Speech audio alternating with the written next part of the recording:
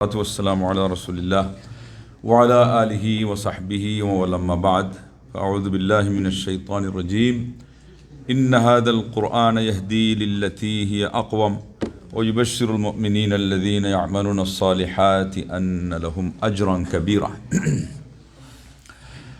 আমরা রমজান মাস এবং কোরআন তথা রমজানের সাথে কোরআনের সম্পর্ক ঘনিষ্ঠতা এবং রমজান কেন্দ্রিক কোরআনের শিক্ষা এটার মাধ্যমে মুসলিম সমাজ এর উপকৃত হওয়া মূলত এটাই উদ্দেশ্য আজকের বিষয়ের।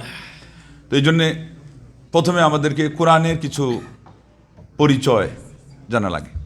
তো সূরা বনী ইসরাঈলের মধ্যে আল্লাহ পাক বলেছেন যে অবশ্যই এই কোরআন মানুষকে সুদৃঢ় এবং যা কিছু সঠিক তার পথ দেখায় এবং মুমিনদেরকে যারা নেক আমল করে তাদেরকে সুসংবাদ দেয় যে তাদের জন্য প্রতিদান রয়েছে অনেক বড়। সূরা জিনের মধ্যে আল্লাহ পাক জিনদের অনুভূতি বলেছেন, অভিব্যক্তি বলেছেন যে ওয়াইদ সারাফনা ইলাইকা নাফারাম মিনাল জিন্নি ফাকালু ইন্না সামি'না কুরআনান আজাবা। হে নবী, আমি আপনার প্রতি যখন কিছু জিনদেরকে আনলাম তারা সেখানে পৌঁছলো, তো আপনার কাছ থেকে কোরআন শুনে তাদের অভিব্যক্তি কি ব্যক্ত করলো, বলে আমরা আশ্চর্যজনক একটা কোরআন শুনেছি। সাথে কি বললো, ইয়াহদি ইলা রুশদি, এই কোরআন হেদায়েতের পথ দেখায়। ওলা নুশরিক বিরব্বিনা আহাদা। আর হেদায়েত আমরা এমনভাবে পাইলাম যে কোরআনের শিক্ষায় আমরা এই পর্যন্ত নিজেরা প্রতিজ্ঞাবদ্ধ হচ্ছি যে না, আমরা আর আল্লাহর সাথে আমাদের রবের সাথে কাউকেই শরিক করব না। কারণ কোরআনের আসল শিক্ষা কি?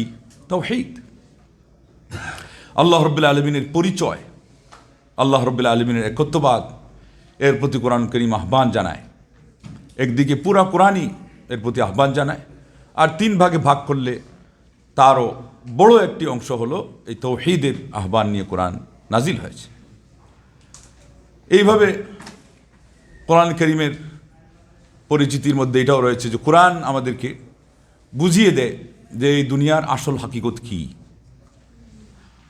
এই দুনিয়া আমাদের জন্য কতটুকু স্থায়ী, এই দুনিয়া থেকে আমাদেরকে কোথায় যাওয়া লাগবে। আল্লাহ রাব্বুল আলামিন সেই কথাও কোরআনের মধ্যে উল্লেখ করেছেন এবং বড় একজন উপদেশদাতার সামনে হাজির হলে তিনি এই আয়াতগুলি পড়ে শুনিয়েছিলেন যে আফারাইতা ইন মাত্তা'নাহুম সিনিন সুম্মা জাআহুম মা কানু ইউআদুন মা আগনা আনহুম মা কানু ইউমাত্তাউন। সূরা শূরা এর 205 থেকে 207। আপনি কি দেখেছেন যে আমি যদি তাদেরকে বহু বছর যাবৎ আয়ুকাল দিয়ে থাকি, তারপরে তাদের নিকট ওয়াদাকৃত সেই মরণ এসে যায়, তখন অবস্থা কি দাঁড়ায় যে তাদেরকে যা আয়ু দেওয়া হয়েছিল এর মাধ্যমে কোনো কাজ আসে না। তাহলে কাজ আসে কোথায়, কোন জিনিসে কাজ আসে? ওই আয়ু যদি মানুষ কাজে লাগায় কি করে ইবাদত বন্দেগী করতে পারে, আল্লাহ রাব্বুল আলামিন যে উদ্দেশ্যে আমাদেরকে এই আয়ু দিয়েছেন সেটা কাজে লাগাইতে পারে। আসুন সংক্ষিপ্ত কোরআনের পরিচিতির সাথে এটাও সংশ্লিষ্ট যে এটা হলো কোরআনের পাওয়ার, এবং আরও কত কথা আছে। এই কোরআন যদি আমাদের উপরে আসে, কোনো মানুষ এটাকে গ্রহণ করে, তাহলে তার কি হয়? আল্লাহ তো সূরা হাশরে বলছেন, লাউ আনজালনা হাযাল কুরআনা আলা জাবাল লারাআইতাহু খাশিআন মুতাসাদ্দিআন মিন খাশিয়াতিল্লাহ। হে নবী, আমি যদি কোরআন পাহাড়ে অবতীর্ণ করি, তাহলে আপনি দেখতেন যে এই পাহাড় বিহ্বল হয়ে সে একেবারে গুড়ে বালি হয়ে যাচ্ছে। আল্লাহু আকবার, পাথরের পাহাড় গুড়ে পাউডার হয়ে যাচ্ছে, গুঁড়া হয়ে যাচ্ছে, মিন খাশিয়াতিল্লাহ, আল্লাহর ভয়ে। আর মুমিনদের অন্তরে যদি স্থান পায়, তাহলে আল্লাহ পাক কি বলছেন, ইন্নামাল মুমিনুনা আল্লাযীনা ইযা যুকিরাল্লাহু ওয়াজিলাত কুলুবুহুম ওয়া ইযা তুলিয়াত আলাইহিম আয়াতুহু যাদাতহুম ঈমানা ওয়া আলা রাব্বিহিম ইয়াতাওয়াক্কালুন। আল্লাহু আকবার। তাই তাদের অবস্থা হলো এমন যে যদি আল্লাহ রাব্বুল আলামিনের কথা স্মরণ করিয়ে দেওয়া হয়, তাহলে তাদের অন্তর প্রকম্পিত হয়, অন্তর কেঁপে ওঠে আল্লাহর স্মরণে। এটা হলো সূরা আনফালের 2 থেকে 4 নম্বর আয়াতে আপনারা পাবেন। আর এরপরে তাদের সামনে যদি কোরআনের আয়াত তিলাওয়াত করা হয়, যাদাতহুম ঈমানা, ঈমান বেড়ে যায়। আজকে আমরা যে আয়াত শুনছি, এ যাবৎ আলোচনার মধ্যে কত আয়াত আসছে, আপনি নিজে এখন মনকে প্রশ্ন করেন, মনকে নাড়া দেন এবং জিজ্ঞেস করেন যে মন তুমি কোথায় আসো। জিজ্ঞেস করার দরকার আছে না নেই? সাথে সাথে আল্লাহ রব্বিহিম ইয়াতাওয়াক্কালুন, আল্লাহর উপরে ভরসা মানুষ শিখে এই কোরআনের মাধ্যমে। তাইলে এই কোরআনে সান্ত্বনা। আজকে আল্লাহর উপর ভরসা যখন মানুষের দুর্বল হয় তখনই মানুষ দিশাহারা হয়ে যায় এবং আশাহত হয়ে যায়, পরাহত হয়ে যায়, আর শেষ পর্যায়ে গিয়ে মানুষ সুইসাইড করে, আত্মহত্যা করে। কিন্তু কোরআন এসে মানুষকে সান্ত্বনা দেয়, ও আলাল্লাহি ফাতাওয়াক্কালু ইন কুনতুম মুমিনিন, তোমরা যদি মুমিন হয়ে থাকো তাহলে কেবলই আল্লাহর উপরে ভরসা করো।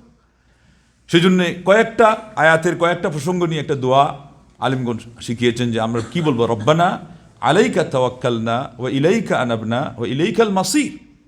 আল্লাহ, আমরা আপনার উপরেই ভরসা করলাম এবং আপনার প্রতি আমরা ধাবিত হলাম, আর আপনার প্রতি আমরা প্রত্যাবর্তন করব। আমাদের প্রত্যাবর্তন নিশ্চিত আপনার প্রতি ধাবিত, অন্তরের দিক থেকে ধাবিত, যেটা ইনাবাহ বলা হয়।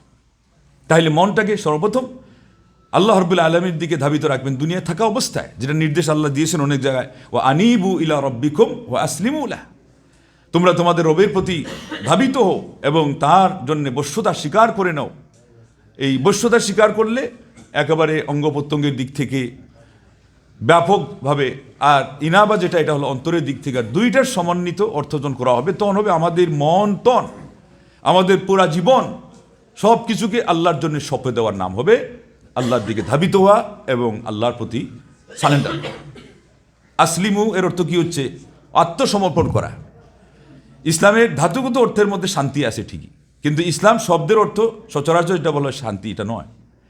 ধাতুগত অর্থের মধ্যে শান্তি আছে, ইসলাম গ্রহণ করলে তার পরিণতিতে শান্তি আসে, কিন্তু ইসলাম শব্দের অর্থ যেটা পারিভাষিকভাবে ধর্মীয় যে অর্থে আসছে, এটা হলো আত্মসমর্পণের নাম। আত্মসমর্পণের নাম, যে আল্লাহর প্রতি আমি সব কিছু সঁপে দিলাম, আমি বশ্যতা স্বীকার করলাম। এই সেই কোরআন। এই কোরআন যখন নাজিল হয়েছে আমরা যখন দেখি, তো চিন্তা করি, তো দেখি কোথায় নাজিল হয়েছে। এই কোরআন নাজিল হয়েছে সূরা বাকারার 185 মধ্যে আল্লাহ বলে রেখেছেন, শাহরু রমাদান আল্লাযী উনজিলা ফীহিল কোরআন।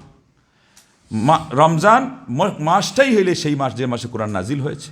আর তার পরিচিতি আরেকটা ব্যাপক কি, তার কাজ কি, কার্যকারিতা কি? হুদাল লিন্নাস ওয়া বাইয়িনাতিম মিনাল হুদা ওয়াল ফুরকান, সে মানব জাতির জন্য হেদায়েত, দিক দিশারি, পথ প্রদর্শক, এবং আবার বললেন হেদায়েতের সুস্পষ্ট বর্ণনা, আবার সত্য মিথ্যার মধ্যে পার্থক্যকারী। মানে কোরআনে মূল মূল কথাগুলোর বিশদ ব্যাখ্যা আল্লাহ বলেছে, তিবিয়ান লিকুল্লি শাই, বিশদ ব্যাখ্যা। কিন্তু বিশদ ব্যাখ্যার মধ্যে চুলচেরা মাসআলা মাসাইল সবগুলো শামিল নয়। বিশদ ব্যাখ্যা বলতে যে জিনিসগুলো আমাদের মৌলিক, আল্লাহর পরিচিতির সাথে সম্পৃক্ত, পরকাল এর বিষয় নিয়ে, রিসালাতের সাথে সংশ্লিষ্ট যেই তিনটা প্রধান বিষয় নিয়ে কোরআন কি বলা হয় এক বাক্যে, তাওহীদ, রিসালাত, আখিরাত। তো এই বিষয়ে সকল কথাই কিন্তু কোরআনের মধ্যে আছে।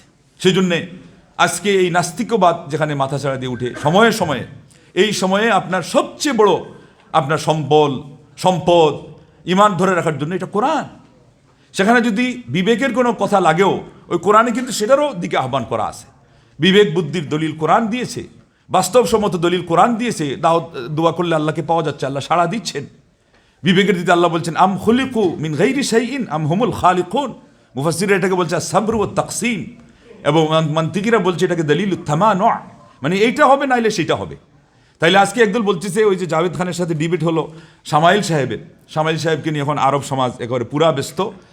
এরাও যেমন এমন অবস্থা পেয়ে গেছে যে আল্লাহু আকবার, আল্লাহর অস্তিত্ব এটা নাকি কোরআনে বলা হয় নাই, বলে লা হাওলা ওয়ালা কুওয়াতা ইল্লা বিল্লাহ। দামেশকে বুড়ি মার কাছে গিয়ে একজন আলিম বলছিলেন যে মা, আমি 1000 দলিল সম্বলিত একটা বই লিখছি যে আমার আল্লাহ আছেন। ওই বুড়ি মহিলা বলছে, কেন তুমি 1000 দলিল দিতে গেছো? তাইলে নিশ্চয় তোমার 1000 বার আমার আল্লাহর অস্তিত্ব সম্পর্কে সন্দেহ তোমার মনে স্থান পেয়েছিল বলে তোমাকে 1000 দলিল দিতে হয়েছে। তুমি আমাকে কি শুনাইতে এসেছো? আল্লাহর অস্তিত্বের সাথে কোনো দলিলের কথা নেই। আমরা যেমন বলি বিনা দলিলে আল্লাহ এক। আল্লাহু আকবার। বিনা দলিল আল্লাহ কি? ভক্তিতে আল্লাহ মিলে তর্কে বহু দূর, দুদিল বান্দা ইমান চুর। ভক্তিতে আল্লাহ মিলে তর্কে বহু দূর, দুদিল বান্দা ইমান চোর। আমার আল্লাহ সম্পর্কে ফিতরত, এটা হলো ফিতরত আল্লাহিল্লাতী ফাতারান নাস আলাইহা। এটার উপর কথা লম্বা করে যাবে না, মূল বিষয় থেকে সরে যাব। তাইলে এইটার উপরে আল্লাহ সৃষ্টিই করেছে। এটা সুস্থ থাকলে মানুষ মাত্র আল্লাহকে মানতে বাধ্য। একটা গাধাকে যদি পিছন থেকে প্রহার করা হয়, সে পিছন দিকে ফিরে থাকায় কেন? আমাকে প্রহারটা একজন প্রহারকারী ছাড়া হতে পারে না। এই বিশাল পৃথিবী একজন স্রষ্টা ছাড়া হতে পারে কিভাবে? আপনি মানুষ, আশরাফুল মখলুকাত। সেই জন্যে ইমাম ফখরুদ্দিন রাজি রাহিমাহুল্লাহ শেষ বয়সে অনুশোচনা করে বলছেন যে এত দলিল দিলাম, 99 দলিল দিয়ে এরপরে শয়তান ওনার সাথে 100 নম্বর শোভা সন্দেহ নিয়ে আসছে, আমার কাছে 100 নম্বরটার উত্তর দেন, নাহলে আপনার আল্লাহ নাই। ফখরুদ্দিন রাজি এখন বেঈমান অবস্থায় মারা যাবে। এরপরে শেষ পর্যন্ত বললেন আমাদের লোকজন সাথে ঘটনা বানাইলেছেন, পীর সাহেব নাকি অজুর লোটাবাটি নিয়ে বসছেন, এরপরে ওনার কাশ হয়ে গেছে, উনি দেখছেন যে ফখরুদ্দিন রাজি 99টা উত্তর দিয়ে এরপরে 100টাতে হেরে যাচ্ছেন। পীর সাহেব তখন এই মিসওয়াকটা বাটির মধ্যে নিয়ে বললেন বলে দে যে বিনা দলিলে আল্লাহ এক। আর তখন তিনি বলে দিয়েছেন, এই যে বাজে একটা বানাই দিল, যে পীর সাহেবকে এখন বানাই দিল আল্লাহ, বলে নাউজুবিল্লাহ। এটা ঘটনা এটাই আসছে, এটা যে উনি 100 বারের সময় নিজের থেকেই বলছেন যে না না, এই যুক্তি দিয়ে আমার লাভ হবে না, এবং একটা বাস্তব প্রমাণ হলো।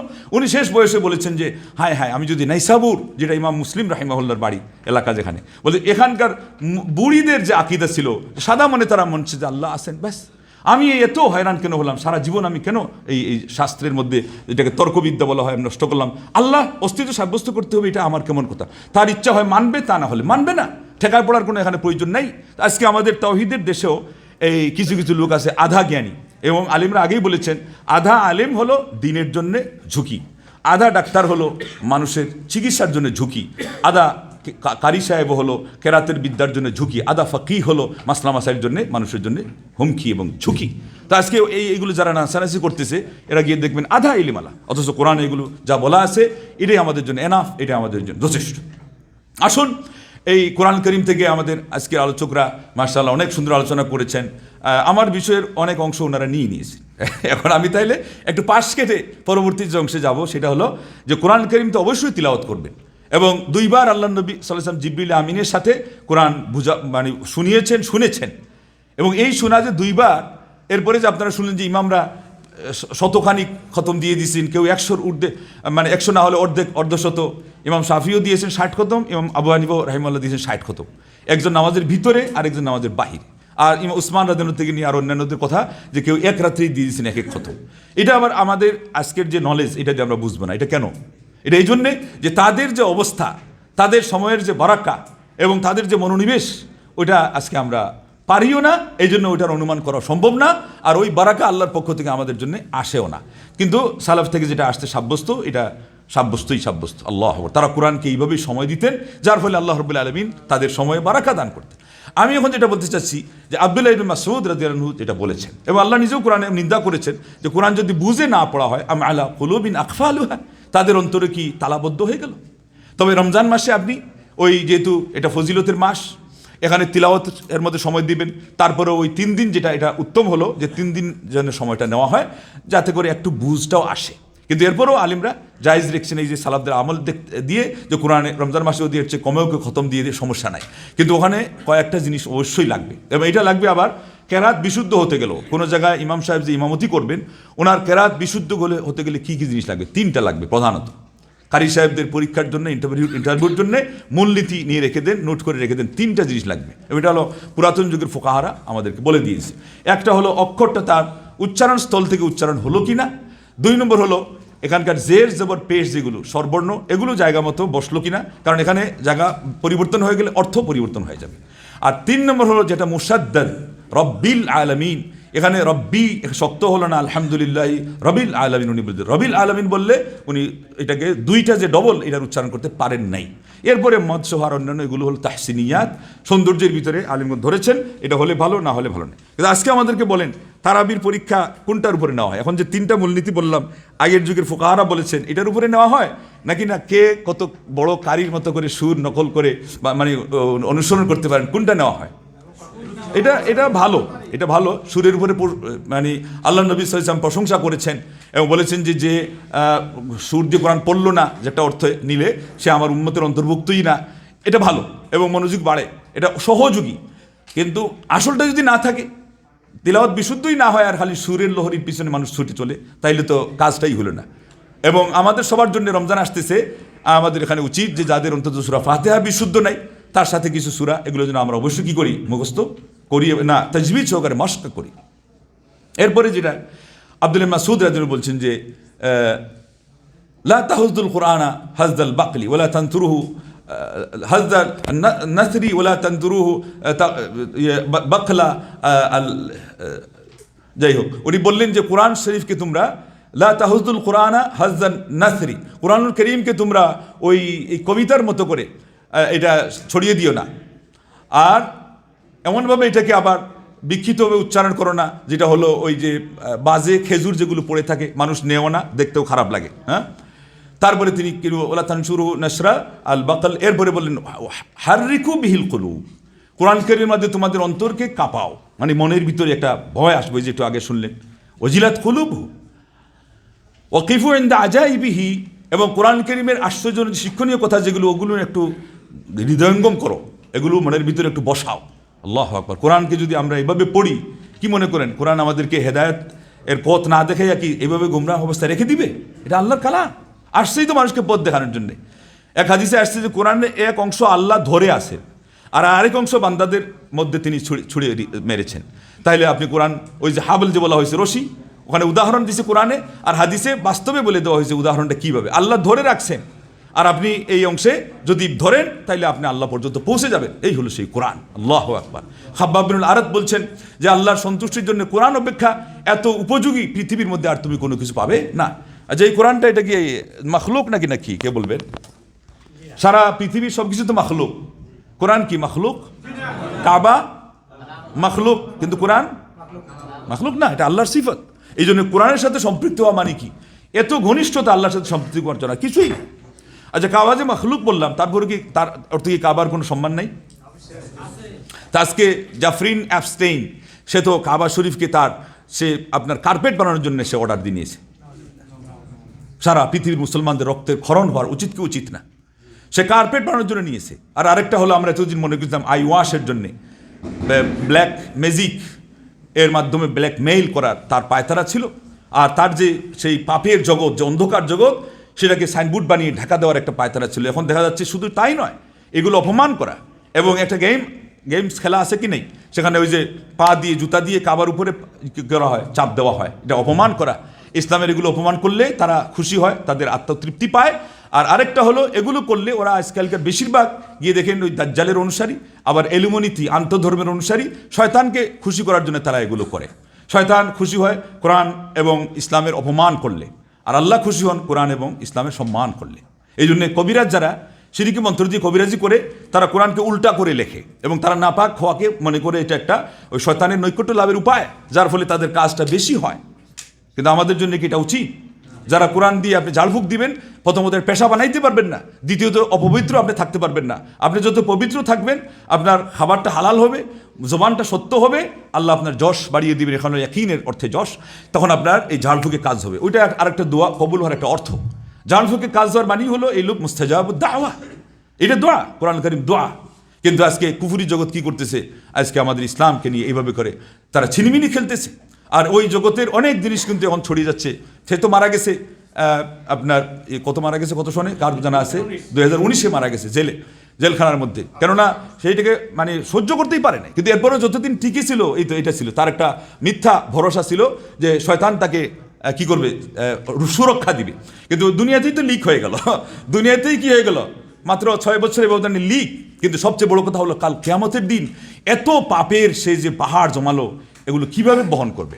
আরও আশ্চর্যের বিষয় হলো, সে যখন কথা বলতেছে, দেখা যাচ্ছে যে বুড়া হওয়া সত্ত্বেও একটা শক্তিশালী সুঠাম, এত পাপের পাহাড় জমা করা, লা ইলাহা ইল্লাল্লাহ, দুনিয়ার যত নোংরামি সবগুলো জমা করছে। আর মুসলমানদের কলিজার সাথে সম্পৃক্ত ওই কাবার গিলাফ, সেটা নিয়ে সে তার কার্পেট বানিয়ে রাখছে, আবার এটাকে ম্যাজিক মানে জাদুর একটা উপাদান বানাইছে। এরপরে শিশু বাচ্চাদেরকে নিয়ে সে এইভাবে করে তাদের সাথে যত অপকর্ম করার, পাপের কুরুচিপূর্ণ সব পুরা করার পরে, ওই কুরুচি পুরা করতে করতে একটা বাচ্চাকে সে কী করেছে, মেরে ফেলেছে। তারপরে আবার ওটাকে কী করেছে, সে তার খাদ্যের খোরাক বানিয়েছে, তার মেহমানদের জন্য টেবিলের রোস্ট বানিয়েছে, আপনার বারবিকিউ বানিয়েছে। বলে নাউযুবিল্লাহ, মানুষ এই পর্যন্ত পৌঁছতে পারে কখন? আল্লাহ বলছেন উলাইকা কাল আনআমি বাল হুম আদাল, এরা চতুষ্পদ জন্তু, বরং তার চেয়ে আরও নিকৃষ্ট। এবং এটার আরেকটা কারণ হলো যে মানুষের চাহিদা যেটা, এটার কিন্তু কোনো শেষ নাই। এটা হলো জাহান্নামী স্বভাব, হালমি মাজিদ। একটা কিছু যখন সে করবে, এরপরে তার নফস তাকে আরও কিছু বেশি করাইতে চাইবে, তারপরে কোনো কিছু দিয়ে সে আত্মতৃপ্তি লাভ করতে পারবে না।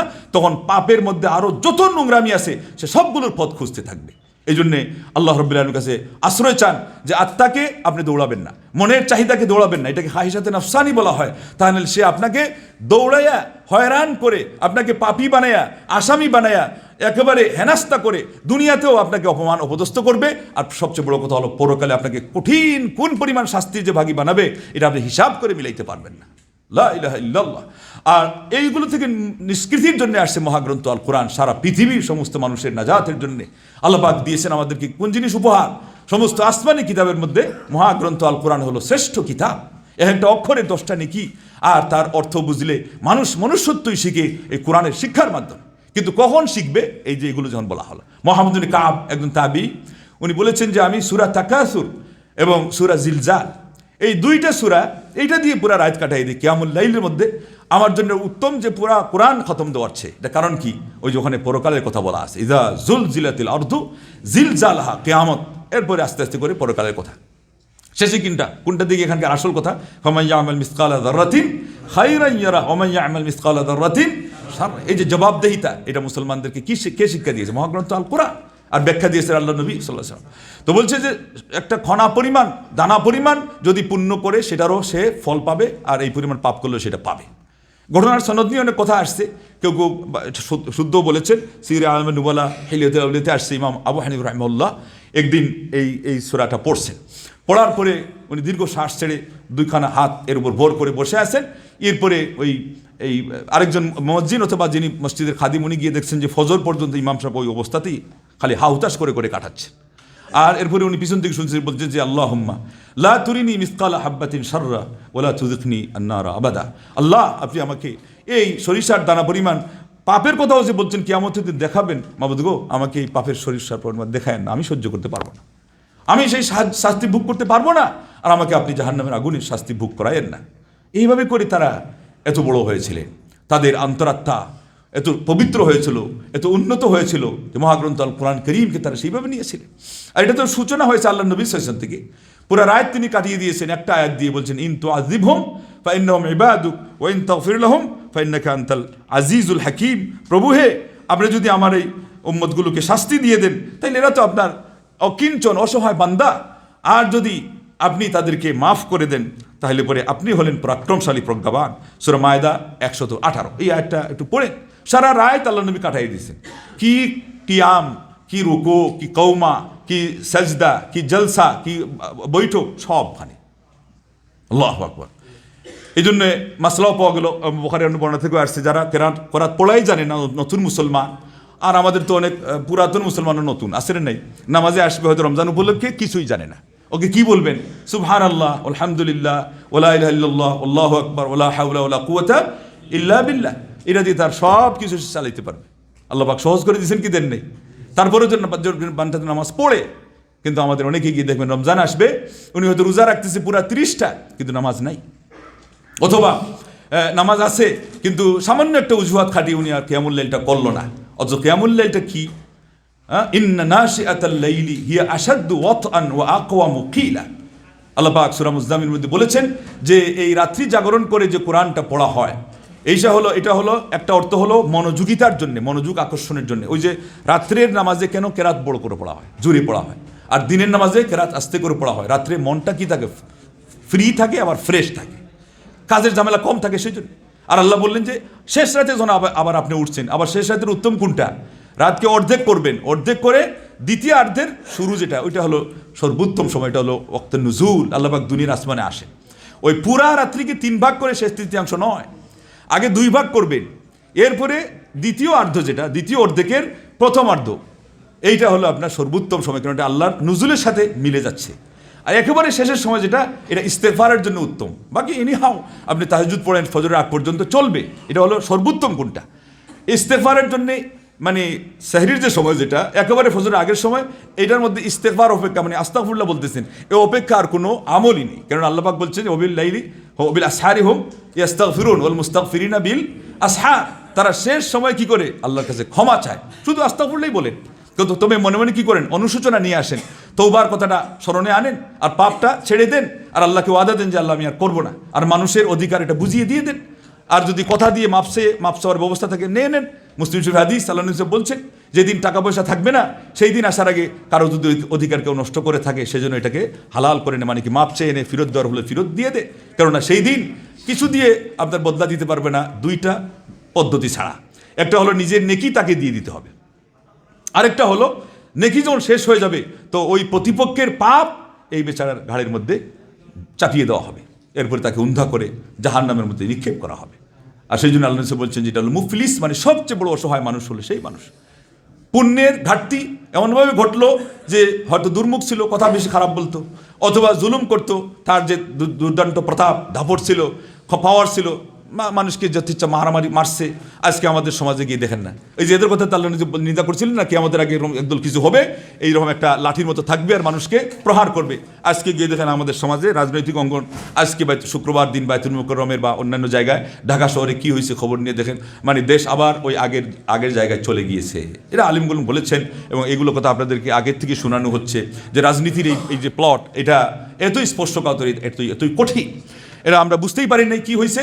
মোটামুটি একটা লক্ষণ আসছিল ভালো, কিন্তু এটাকে ধরে রাখা হয়েছে। আমরা বলি না যে দেশ স্বাধীন করার চেয়ে দেশ স্বাধীনতা ধরে রাখা হলো কি বেশি গুরুত্বপূর্ণ, বেশি কঠিন, আমরা সেটার মূল্য দিতে পারি নাই। কিন্তু কোরআনের শিক্ষা যদি আমরা নিতাম তাইলে আল্লাহ পাক আমাদেরকে মূল্য দিতে সুযোগ দিতেন এবং মহান রব্বুল আলামিন এর মাধ্যমে আমাদেরকে উপকৃত হওয়ার তৌফিক দান করতেন। আসুন এই কোরআন কারীম বাস্তব জীবনে এটা আমল করে মানুষ কত উপকৃত হয়েছে। এই কোরআনের মজিজা তো আছেই, আল্লাহু আকবার। কোরআন সে মজিজা, এমন মজিজা যে এটা শুনেই তো মানুষ হেদায়েত পেয়েছে, জিনরা প্রভাবিত হয়ে গেছে। তো এইভাবে বাস্তব জীবনে কি পরিমাণ আমূল পরিবর্তন আসে, এটা তো হলো আগের যুগের। এই কাছাকাছি যুগের মিশরের এক কাফেলা আসছে হজ্জের মধ্যে, এবং ওই সময় পর্যন্ত তাইলে জাহাজের মাধ্যমে তাদের যাতায়াত হইতো। হজ থেকে ফিরত যাওয়ার সময় জাহাজের ডুবা আবহাওয়া সৃষ্টি হয়ে গেছে। এমন অবস্থায় ফ্যামিলি নিয়ে আসছেন একজন, হঠাৎ করে যখন দেখছে জাহাজ ডুবতেছে, ওয়ার্নিং এসে গেছে যে জাহাজ ডুবা শুরু করছে, আপনারা ইমার্জেন্সি ব্যবস্থা অবলম্বন করেন, যেভাবে পানি যান বাঁচান। এই বেচারার ঘুম ভাঙছে, চোখ মেলছে, দেখে যে তার স্ত্রী তার পাশে নাই। একটু পরে সে চিন্তা করছে যে ওর স্ত্রী তাহাজ্জুদ গুজারনি মানুষ, ওই উপরে গেছে যেখানে মসজিদ, গিয়ে দেখে উনি নামাজ পড়তেছে আর বলতেছে ইন্নামা আমরুহু ইযা আরাদা শাইআন আন ইয়াকুলা লাহু কুন ফায়াকুন ফাসুবহানাল্লাযী বিয়াদিহি মালাকুতু কুল্লি শাইইন ওয়া ইলাইহি তুরজাউন। খোলাসা হলো এটাই যে আল্লাহ রাব্বুল আলামিনের বেশি কিছু লাগে না, তার যে কিছু যদি করতে হয় খালি শুধু কোন বলবেন, দুইটা অক্ষর কাফ আর নুন হয়ে যাবে। আল্লাহু আকবার। তার স্ত্রীটা আওড়াচ্ছে তখন তিনি, এবং সহজে ডাকতেছেন, কাজ হচ্ছে না। উনি বুঝতেছেন যে ওখানে সময় দিলে আমার হয়তো বাচ্চারাও আজকে ডুবে যাবে, বাচ্চাদেরকে কিনারে নিয়ে আবার আসছেন ওয়াইফকে খুঁজতে। এসে দেখেন আর উনি নাই। আবার ওনার কথা শুনে, ডাক শুনে উনি প্রস্তুতি নিচ্ছিলেন, কিন্তু উনি পুরা সর্বাঙ্গ আবৃত্ত করার জন্য বোরকা পড়তেছেন। উনি জানেন যে ও অনেক সময় নিবে, তাহলে আমি পরে আসি। ফিরত আসতে দেখেন যে ওই পানিতে উনি ডুবে গেছে। এরপরে উনি বহু हैरान परेशान अवस्थाয় গিয়ে তাকে টেনে বের করেছেন, কিন্তু এমন অবস্থায় দেখছেন যে সে কি হয়ে গেছে, আল্লাহ রাব্বুল আলামিনের সাথে সে মিলিত হয়ে গেছে। এবং তিনি তখন একদিকে কাঁদবেন দুঃখে যে আমি আজকে স্ত্রী হারা হলাম, আমার সন্তানগুলো মা হারা হলো, নাকি না এই সুখে উনি আনন্দ বোধ করবেন যে হজ থেকে যাচ্ছি। আর কবুল হজ এর প্রতিদান কি, যে নবজাত শিশু হিসাবে পবিত্র হয়ে আল্লাহু আকবার মানুষ বেরিয়ে আসে। আর আরেকটা হলো জান্নাত, সরাসরি জান্নাত। আর উনার স্ত্রী এই আয়াত পড়তেছে সূরা ইয়াসিনে, আল্লাহর নির্দেশ ফাসুবহানাল্লাযী বিয়াদিহি মালাকুতু কুল্লি শাই, ওই আল্লাহর পবিত্রতা যার হাতে সকল জিনিসের রাজত্ব, আর ওয়া ইলাইহি তুরজাউন, তার প্রতি তোমাদের সবাইকে প্রত্যাবর্তিত হতে হবে। তো আমার স্ত্রী তো আল্লাহর দিকে প্রত্যাবর্তন করেই ফেললো, বলেন আল্লাহু আকবার। এটা হলো বাস্তব কেরামত। এই কেরামতে মহিলা আমাদের কত পুরুষ যাদের উলিয়া নাম সর্বস্ব দাবিদার, যারা এই পেশা বানিয়েছে, যার নাই কোনো গতি সে করে কারামতি, আর আমাদের লোকজন প্রবাদ বানিয়েছে যার নাই কোনো গতি সে বলে করি ইমামতি তো সারা জাহানের শ্রেষ্ঠ মানব নবী মুহাম্মদ রাসূলুল্লাহ সাল্লাল্লাহু আলাইহি ওয়াসাল্লামের পেশা। ওই জায়নামাজে দাঁড়িয়ে যে নামাজ পড়ায়, তার চেয়ে সম্মানী পেশায় পৃথিবীতে আর কে আছে আমাকে বলে? এটা কেরামতি, এই যে ব্যবসা হিসাবে যেটাকে নেওয়া হয়, ওটা হলো সবচেয়ে খারাপ জিনিস, যেটা হলো জান নাই কোনো গতি। আর এটা হলো কেরামতি যে আল্লাহর বান্দিকে আল্লাহ পাক কি পরিমাণ সম্মান দিয়েছেন। এই অবস্থায় সে মিলিত হয়ে গেছে। এই জন্য স্বামী বলছে যাই হয়েছে হোক, আমার লস যেটা হচ্ছে, আমি তো অবশ্যই মানুষ, আমি আক্রান্ত হয়েছি ঠিকই, কিন্তু আমি এই জন্য আমি নিজেকে গর্বিত মনে করছি যে আমার স্ত্রীকে আল্লাহ পাক এইভাবে হজ থেকে প্রত্যাবর্তনের সময় সফরে আর ডুবন্ত অবস্থায় আল গরিক ও শাহিদ, আল্লাহ নবী সাল্লাল্লাহু আলাইহি ওয়াসাল্লাম বলছেন ডুবে মারা যাওয়া মানুষের শাহাদাতের মর্যাদা। আল্লাহু আকবার, আল্লাহু আকবার। মানুষ এখন পর্যন্ত আছে, এই পরিমাণ আল্লাহওয়ালা লোক আছে। আর আমাদের তো অনেকের স্বভাব হলো মিশরি লোক দেখলেই আমরা মনে করি এরা মাথা মোটা, এদের এই স্বভাব ওই সব, মানে যেগুলো নেগেটিভ দিক ওইটা আমরা প্রথমে এনে ফেলি। এখানে যে পরিমাণ পরেজগার মানুষ আছে, এবং বর্তমানে আলহামদুলিল্লাহ যেই বিদ্যাপীঠ আছে আল আজহার, সেখানে আকিদাতে কিছু সমস্যা আছে, কিন্তু এরপরও যেটা তারা বলে পরিসংখ্যানে যে শতকরা 13 জন সালাফি আকিদার, না আরও অনেক বেশি, অনেক বেশি আলহামদুলিল্লাহ। তো এখানে আমলদার মানুষ এত বেশি আছে যে আজকালকার যুগে অন্য দেশে পাওয়া খুব মুশকিল আছে। তো এই জন্যে ভালো দিকগুলো আমরা নিব। আল্লাহু আকবার। কোরআন, সেই কোরআন যেই কোরআন মানুষকে সেভ করে, সুরক্ষা দেয়। সৌদি আরবের একজন আর মিশরের একজন, দুইজন হাফিজ কোরআন, আল্লাহু আকবার, তারা ওই জীবনের শেষ জীবদ্দশায় এই যে আপনার যে কণ্ঠনালী যেটা, এটা হারিয়ে ফেলেছেন, কোনো আওয়াজ আসে না, এটা হয়ে গেছে, নিস্তেজ হয়ে গেছে, কোনো আওয়াজ নাই, কিন্তু সারা জীবন তারা কোরআনকে সময় দিয়েছেন। মহান রব্বুল আলামিন এই দুইজনকে কিভাবে, এই যে এটা আরেকটা কেরামত, বুঝলেন না, যেটা অস্বাভাবিক জিনিস, এমন সম্মান দিয়েছেন যে দুইজনকেই শেষ জীবনে তাদের কণ্ঠনালীকে আবার ফেরত দিয়েছেন। দুইজনেই আবার পুরাপুরি কোরআন করিমকে সুর দিয়ে আল্লাহু আকবার গুনগুনিয়ে তিলাওয়াত করে খতম দিয়েছেন, এরপরে দুনিয়ার থেকে তারা বিদায় নিয়েছেন। কোরআন মানুষকে এই পরিমাণ সুরক্ষা দেয়, কিন্তু কোরআনের সম্মান বজায় রাখতে হবে। আল্লাহ নবী সাহেব বলছেন যে আসাদ্দু তাফাল্লুতান আসাদ্দু তাফাসসিয়ান, সে আপনার ওই বাধা উঠের চেয়ে আরও বেশি তাড়িয়ে মানে পালিয়ে চলে যাওয়ার মতো, যার দামি জিনিস তো তাকে তোমরা তাহাদুল কোরআন যতটুকু পড়ছো এটাকে আবার রিভাইজ দাও। আজকে রমজান আসতেছে, এখন থেকে রিভাইজ দেন। সালেফে সালিহিনরা শাবান মাসকে শাহরুল কুরআন ধরতেন, তো আপনারা রিভাইজ দেওয়া শুরু করে দেন, দেখবেন যে কোরআন আপনাকে কি করবে, ধরে রাখবে, চুম্বকের মধ্যে ধরে রাখবে। আর এই মাসে আমাদের তো আরও উচিত যে ইয়া মান তাল্লাযী মা কাফাহু যামবু ফি রাজাবিন হাত্তা আসাইতা আল্লাহ ফি শাহরি শাবান قد أظلك شهر عظيم بعدهما فلا تصيره مثل شعبان سبح رتل القرآن وسبح فيه مجتهدا فهذا شهر تسبيح وقرآن। রজবেও পাপ করেছো আর শাবানেও এখন পাপ ছাড়ো না। ওই যে আমাদের কবি বলছিলেন যে ঘুমায় কাজা করেছো ফজর, তখনও জাগনি যখনই জোহর, হেলায় খেলায় কেটেছে আসর, মাগরিবের ওই সুনাজান এর সাথে শামিল হরে নামাজে এখনও জামাতে আসে স্থান। আমাদের কতজনের বয়স এখন চলে গেছে 60-এর গোড়ায়? হাত তুলবেন নি, কয়েকজন 60 বছরের? 50 তো পার হয়েছে অনেকেরই। ওই যে ট্রেন থেকে পড়ছিল না, খালি প্রতিযোগিতা বয়স কমানোর, এরপরে একজন লাভ দিয়ে কয়ে যে আমি আজকেই জন্ম নিয়েছি। তা আমাদের হলো এই অবস্থা। এখানে অনেকে কিন্তু 60-এর কাছে চলে গেছে, কেউ আর হাত তুলে না, অনেকের ভালো করে হিসাব জানা নেই। যাই হোক, মহাগ্রন্থ আল কোরআন কারীমের মাস রমজান আসতেছে, এই মাসের জন্য আমরাও কি প্রস্তুত আছি না নাই? ওই যে মাহফিলের জন্য ডাকে আমি প্রস্তুত, আপনারা প্রস্তুত কি না? আরে হ্যাঁ রে, কি প্রস্তুতিটা! আর শেষ পর্যন্ত খালি মারামারি, কামড়া কামড়ি, রক্তারক্তি, দেশের কোনো খবর নাই, জাতির অস্তিত্বের খবর নাই। কি জন্য নাই? আসল আমাদের অস্তিত্ব এইটার মাধ্যমে। বলেন আল্লাহু আকবার। वो एक ज़माने में मुअज़्ज़ज़ थे क़ारी कुरान होकर और हम ज़लील ख़ार हुए तारिक कुरान होकर। তারা এক যুগে সম্মানিত হয়েছিল কোরআনের পাঠক সেজে, কোরআনের ধারক সেজে, বাহক সেজে, আমলকারী সেজে। আর আমরা আজকে অপমান অপদস্থ হচ্ছি, সারা বিশ্ববাজারে আপনার পদদলিত হচ্ছি, এই জন্য যে কোরআনের সাথে আমাদের সম্পর্ক নষ্ট হয়ে গেছে। তো অন্তত এখন কি আমরা এই দিনগুলোতে শাবানের দ্বিতীয়ার্ধে এসে কোরআনকে কি আমরা আবার বক্ষে ধারণ করার জন্য দৃঢ় প্রতিজ্ঞ হচ্ছে কি হয় নাই? এবং তিলাওয়াতের পরিমাণ বাড়াইছে কি বাড়ায় নাই? দোয়া জিকির সহ কোরআন কারীমের তিলাওয়াত বাড়াবেন, তাহলে রমজান আসলে আল্লাহ আপনাকে সহজ করে দিবেন। এবং সেখানেও রুটিন করবেন এমনভাবে যে খতম যেন অন্তত যারা যত বিজি থাকেন না কেন একটা খতম যেন হয়। এবং ওই যেটা বলা হলো বিশুদ্ধ তিলাওয়াত সহ, কিছু অর্থ সহ। আর একান্ত এমন যেন না হয় যে পুরো মাস চলে গেছে আপনি এক খতমও দেন নাই। আর যারা বিশেষ করে হাফিজে কোরআন, এটাকে আবার রিভাইজ দেওয়া না দিলে ভুলেই যাচ্ছেন। আপনার তো যতবার পারেন আপনি সেটা করেন। একজন মিশরের দেখেন, তারা কোরআনের সাথে সম্পৃক্ত, ওই জুহর থেকে আসর পর্যন্ত ওনার মোবাইলটা কন্ট্রোল করে উনি রমজানের মধ্যে 10 খতম কোরআন দিয়ে দিচ্ছি। কোন সময়কে কাজে লাগায়া? শুধু জুহর থেকে আসর, ওই যে আল্লাহ বারাকা দিয়েছেন। তা আসুন আমরা এইভাবে করে মহাগ্রন্থ আল কোরআন কারীমের সাথে সম্পর্কিত হই, কোরআনকে আমরা মূল্য দেই, এর মাধ্যমে দুনিয়া এবং আখিরাত আমাদের কল্যাণকর হবে। এবং হাদিসের মধ্যে দোয়াতে আল্লাহ নবী বলছেন আনতাজআলাল কোরআন রাবিআ কলবি ও নূরা সাদরি ও জালা হাজনি ও যাহাব হাম্মি। আল্লাহ, এই কোরআনকে আপনি আমার অন্তরে বসন্ত বানিয়ে দেন, আমার দুশ্চিন্তা এই দুর্বৃত্তকারী বানিয়ে দেন। যদি আপনি এটা ঠিকমতো দোয়াও করেন, কোরআনের সাথে আপনি সম্পর্ক রাখেন এবং পঠন পাঠন অধ্যয়ন এগুলো করেন, খায়রুকুম মান তাআল্লামাল কোরআন ওয়া আল্লামা, এই হাদিসের উপর আমল করেন, কিছু শিখছেন অন্যদেরকে শিখান, আপনার বাচ্চাদেরকে সূরা ফাতিহা শিখান, ছোট ছোট সূরাগুলো শিখান। এইভাবে করে আমরা কোরআনের সাথে সম্পৃক্ত হই, পুরো রমজানটা যেন একটা রুটিন করে আমরা কাটাইতে পারি। তাহলে আল্লাহ রাব্বুল আলামিন আমাদেরকে অবশ্যই এই রমজান অন্য যে কোনো রমজান চেয়ে আলাদাভাবে মহান রব্বুল আলামিন আমাদেরকে কাটানোর তৌফিক দিবেন, এর মধ্যে বরাকাত দান করবেন। আল্লাহ যেন তাই করেন, সবাইকে তৌফিক দান করেন। এবং আমরা যে ক্রান্তিকালে দাঁড়িয়ে আছি আমাদের দেশকে নিয়ে, আল্লাহ যেন আমাদের দেশকেও ওই রকম কোরআনের আলোকে আলোকিত করার মতো সুশাসক দান করেন এবং কোরআনের শিক্ষা নিয়ে যেন আমরা চলতে পারি। আমাদের যারা শাসক হবে, আমরা যারা জনগণ থাকবো, সবাই যেন এইভাবে আমরা চলতে পারি। আল্লাহ আমাদেরকে তৌফিক দেন, দুনিয়া আখিরাত সবাইকে কামিয়াব করেন, মাহে রমজান মতো সবাইকে পৌঁছায় দেন এবং তার বেশি বেশি সন্তুষ্টির কাজের জন্য আল্লাহ আমাদেরকে কবুল করেন। তামাম জাহানের মুসলমানদেরকে আল্লাহ ভালো রাখেন। বলুন আমিন। ওয়া আখিরু দাওয়ানা আনিল হামদুলিল্লাহি রাব্বিল আলামিন। আসসালামু আলাইকুম ওয়া রাহমাতুল্লাহি ওয়া বারাকাতুহু।